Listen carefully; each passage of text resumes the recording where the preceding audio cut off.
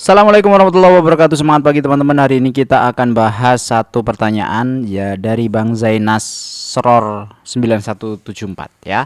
Bang, kesepakatan tarif 0% tekstil Indo Amrik lagi booming. Kira-kira emiten apa yang bisa dilirik dengan fundamentalnya? Tekstil memang agak susah di monitor fundamentalnya karena setahu saya memang ada ya terkait yang syariah dan yang non syariah juga ada. Kemudian rata-rata pemain tekstil itu profitability-nya kurang bagus. Tapi nggak apa-apa, kita coba lihat dari yang sudah terdata saja. Jadi ini saya data sekilas. Nah, kita cek pertama dari sisi beritanya dulu ya. Lengkap, ini isi kesepakatan dagang ASRI yang diteken para Bowo Trump. Jadi ada 11 MOU yang ditandatangani. Dari 11 MOU ini pertama ada critical mineral, ini Freeport McMoran dengan Menteri Investasi, CEO Danantara ya. Kemudian MOU terkait recovery Pertamina, ini oil field. Terkait dengan oil field recovery. Kemudian jagung antara Sorini Agro Asia dan Cargill, ini sama-sama Cargill sebenarnya. Kemudian cotton antara Busana Apparel Group. Kemudian cotton dengan Dehan Global. Nah, ini clothing dengan antara Pan Brothers dan Rafael. Nah, Pan Brothers ini sahamnya itu bukan syariah. Jadi tidak bisa kita masukkan ke dalam list.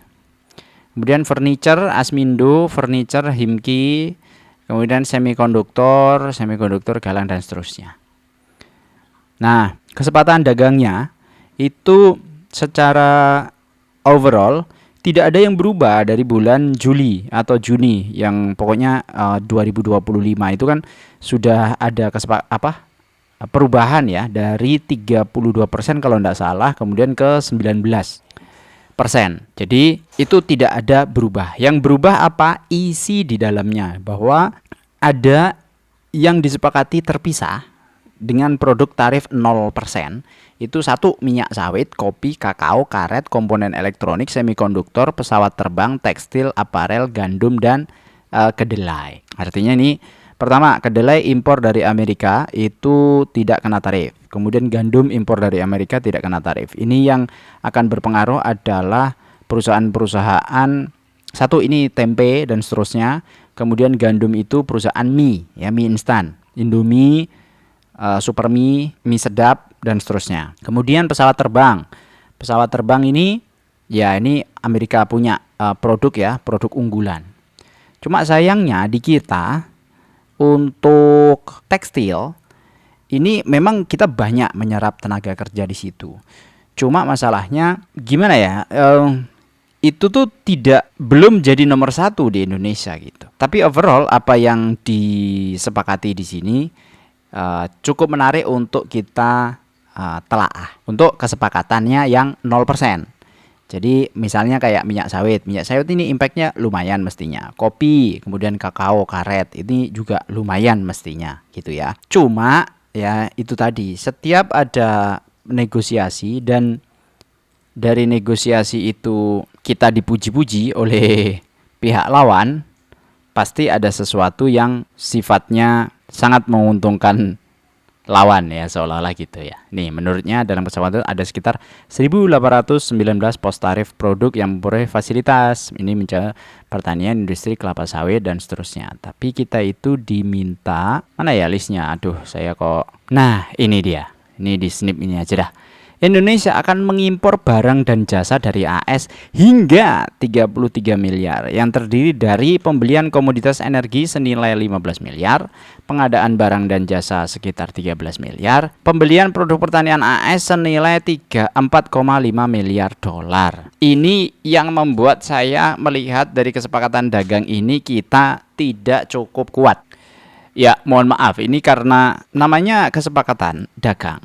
Itu kalau kita hanya mendapatkan tarif, kemudian mereka juga mendapatkan tarif, dan mereka mendapatkan garansi pembelian, ya berarti ini kan nggak sesuai dengan kebutuhan toh harusnya. Saya nggak tahu detailnya, tapi kalau saya lihat dari jauh ya, sebagai orang luar yang mengamati ini masih cukup memberatkan. karena harus ada angka-angka ini. Kecuali tidak ada angka ini, itu oke. Kalau ngelihat listnya sangat win sekali sebenarnya kita. Ini jago nih orang yang nego. Tapi karena ada angka-angka ini, artinya apa? Secara perbandingan atau istilahnya kalau ngomong tender, mereka itu sudah menang tender duluan. Kalau nggak ada angka ini, kita masih bisa bandingin dengan negara lain yang mau suplai ke kita. Sama dengan Amerika, dia ngasih contoh misalnya ngasih tarif 0% untuk sawit. Nanti dibandingkan dengan 0% dengan tarifnya Malaysia misalnya. Ternyata Malaysia lebih kompetitif dari 0%-nya kita. Ya akhirnya mereka bisa ngambil dari Malaysia. Nah, untuk produk-produk Amerika yang masuk ke Indonesia, kalaupun ditarif sampai 0% kondisinya, itu kan masih bisa bersaing dengan yang lain kan. Artinya kita itu masih punya pilihan yang merdeka gitu, independen. Tapi kalau udah dibatasi, Anda harus beli senilai sekian minimal, senilai sekian.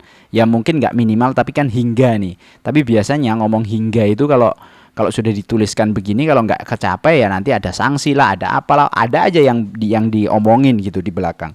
Nah ini jadinya mengikat, jadi seolah-olah mau nggak mau. Kemarin saya baca ada satu berita yang kemungkinan dia oversupply, maksudnya overstock kondisi energi di Indonesia gitu. Cuma link beritanya saya lupa nggak simpan, jadi saya akan fokus di sini saja. Ini untuk kesepakatan tarif. Nah untuk produk-produk yang berhubungan ya pasti kalau pertama dari sisi tekstil dulu kita akan lihat siapa saja sahamnya. Kalau saham syariah ada ini ya, ada Trisula, Mega Perintis, Trisula Tekstil, Polisem, Argo Pantes, Indorama, Golden Flower, Sansan, kemudian Tivico Fiber sama Unicam Indonesia atau Usit.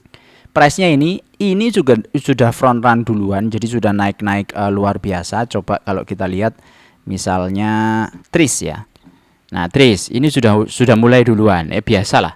Kondisi ya kalau udah berita-berita begini nggak tahu fundamentalnya seperti apa, sudah mulai duluan. Dan yang mulai duluan adalah XC. Nah, ini dia XC, ZP, HP, XL ya kan.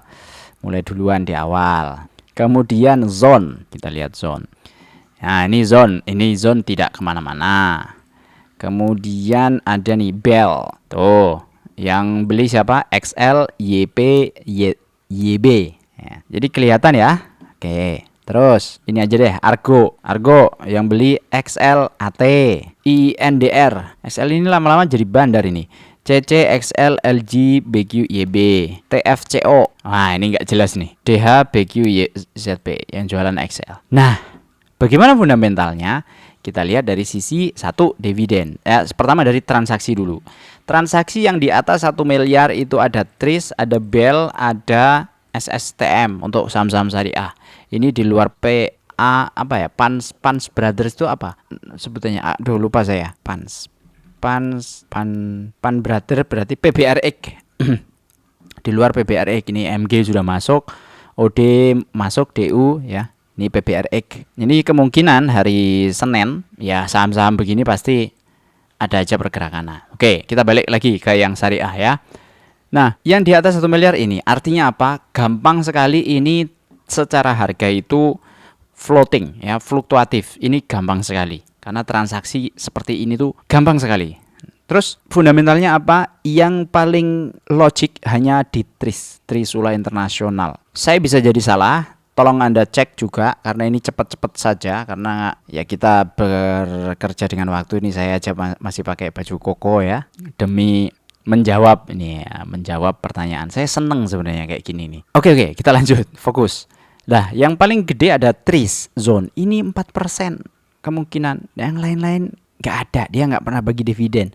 Dan kalau lihat EPS-nya itu saya kemarin lihat sekilas di Stockbit. Contoh ini apa ya? Ini Polisem ya, Indonesia. Tuh, minus.